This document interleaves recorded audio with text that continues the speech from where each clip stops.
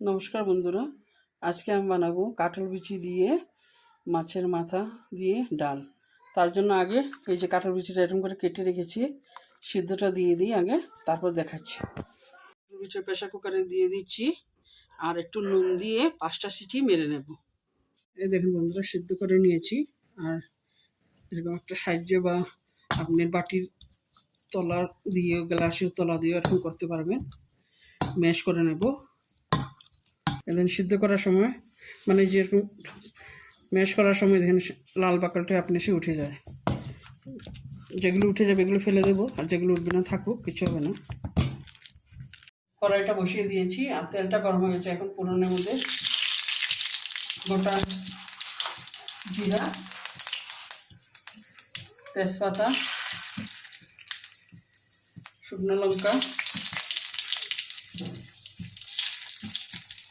দিয়ে একটু ভাজা হয়ে যাও, ফোড়ন থেকে ভালো মতো গন্ধটা বেরিয়ে যাও। আর দেখেন ডালটা এরকম করে হবে, আধা ভাঙা। এখন আমি হলুদ কিছু দিইনি, দেব। এই দেখেন। আর কাঁঠাল বিচি যে ভেঙেছিলাম ওইটার মধ্যে গরম জল দিয়েছি, ঠান্ডা জল দেবেন না, গরম জল দিয়েছি। আর হলুদ নুনটা তো আগে দিইনি, এখন সব কিছু দেবো, একটু দিয়েছি। থেকে গন্ধটা বের হয়ে গেছে। এখন পেঁয়াজটা ভেজে নেব।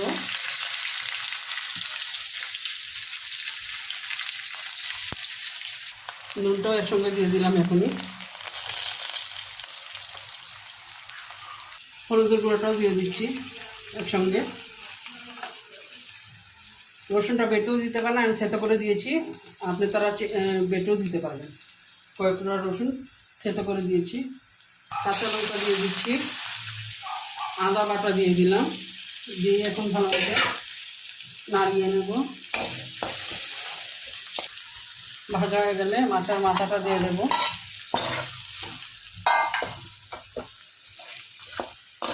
মাছের মাথাটাকে ভালো মতো ভেজে নেব।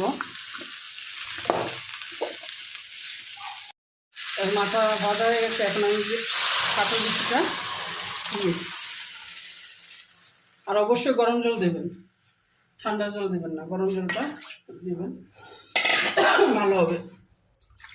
দিয়ে এখন ভালো মতো ফুটিয়ে নেব। আমি আগে জিরা গুঁড়া দিতে ভুলে গেছিলাম, এখন দিয়ে দিচ্ছি একটু, আর একটু চিনিও দিয়ে দিচ্ছি।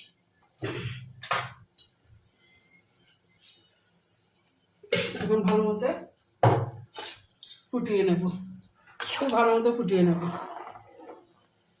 বন্ধুরা এই দেখুন বন্ধুরা, আমার ডালটা, কাঁঠাল বিচির ডালটা হয়ে গেছে। এই যে আধা ভাঙা করেছি কিছু মুখে লাগার জন্য। আর বারবার বলছি গরম জল ইউজ করবেন, ভালো হবে, তাড়াতাড়ি জাল উঠবে, খেতেও ভালো হবে। এখন গ্যাসটা অফ করে দেব, ঠান্ডা হওয়ার পর একটু দেখাচ্ছি আপনাদের।